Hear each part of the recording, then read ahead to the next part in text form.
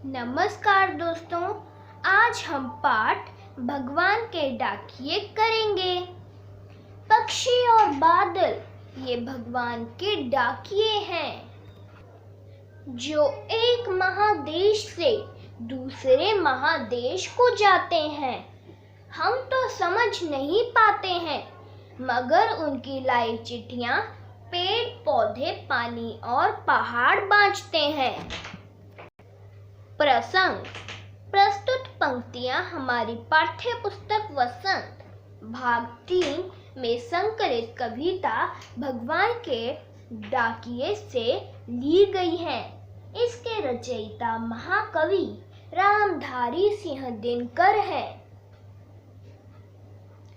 कविता में कवि पक्षियों और बादलों को भगवान के डाकिए बताकर कहता है कि ये बेरोक टोक सारी दुनिया में जाते हैं और इनके संदेशों को प्रकृति आसानी से पढ़ लेती है। सरलार्थ।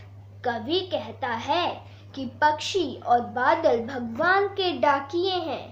हमारे डाकियों की तरह इनकी कोई सीमा नहीं होती और ये सारे संसार में बिना रोक टोक के आते जाते हैं।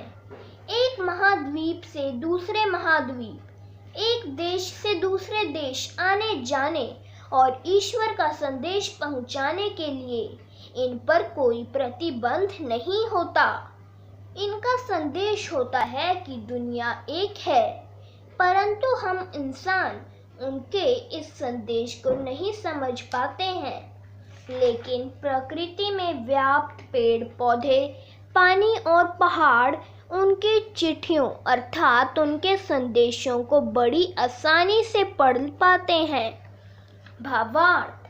कवि का आशय है कि प्रकृति इस सारे संसार को एक इकाई के रूप में समझती है, जबकि हम इंसानों ने दुनिया में लकीरें खींचकर अपनी अपनी सीमाएं बना रखी हैं और स्वयं को बांट रखा है। विशेष। भगवान के डाकिए पक्षी और बादल के माध्यम से कवि कुछ सीखते हुए इंसानों को भी एक होने का संदेश दे रहा है। हम तो केवल यह आंकते हैं कि एक देश की धरती दूसरे देश को सुगंध भेजती है और वह सौरभ हवा में तैरते हुए पक्षियों की पंखों पर तिरता है और एक देश का भाव दूसरे देश में पानी बनकर गिरता है। प्रसंग। पूर्ववत कवि कहता है, हम इंसान केवल अंदाजा भर लगा पाते हैं कि एक देश की सुगंध पक्षियों के पंखों पर सवार होकर और बादलों द्वारा दूसरे देश में बरसता है। सरलार्थ। कवि बता रहा है कि हम इंसान केवल यही अनुमान ही लगा पाते हैं कि एक देश की दूसरे देश में अपनी प्रेम भरी खुशबू भेजती है। यह सुगंध वहां कैसे जाती है? कवि कहता है, यह सुगंध भगवान के इन डाकियों पक्षियों के पंखों पर तैरती हुई दूसरे देश में जाती है।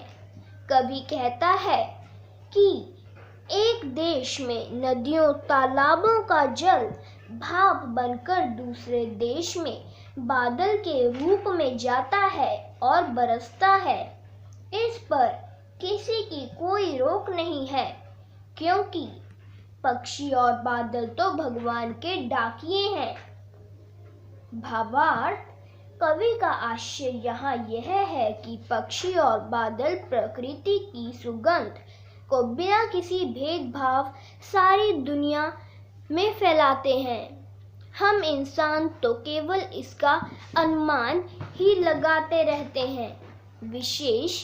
कवि इस कविता के माध्यम से इंसानों की सीमाओं को रेखांकित कर रहा है।